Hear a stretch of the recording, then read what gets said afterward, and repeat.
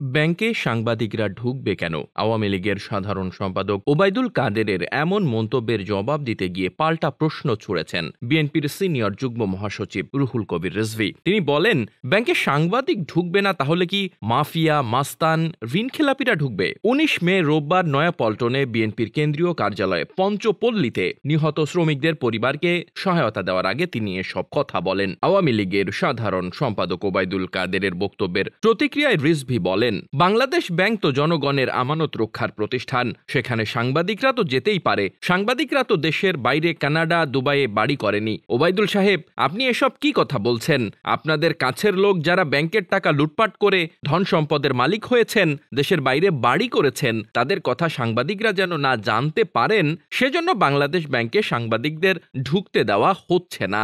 রিজভী আরো বলেন, এক মর্মান্তিক পরিস্থিতির মধ্য দিয়ে দেশ তার দিন অতিক্রম করছে। অতিক্রম হওয়া দিন কোনোটি সুখকর নয়। এখানে জীবন ও সম্পদের কোনো নিরাপত্তা নেই। জনগণের মনোভাব ভিন্ন খাতে প্রবাহিত করার জন্য সরকার একের পর এক পন্থা অবলম্বন করছে। মধুখালীতে শ্রমিকদের পিটিয়ে হত্যা, এটিও একটি পন্থা। এরা মানুষকে মানুষ হিসেবে বিবেচনা করে না। তিনি বলেন, আমরা একটা শূন্য গহ্বরের ভিতর যেন বসবাস করছি। আমাদের পায়ের নিচে মাটি নেই। কিসের ওপর দাঁড়িয়ে আছি তা নিজেরাই বলতে পারবো না। আমাদের জিডিপি 12% নাই হয়ে গেছে। 92,000 কোটি টাকা শুধু ব্যাংক থেকে লোপাট হয়ে গেছে। লোপাটকারী কারা? এরা সবাই ক্ষমতাসীনের আত্মীয় স্বজন, কাছের লোক।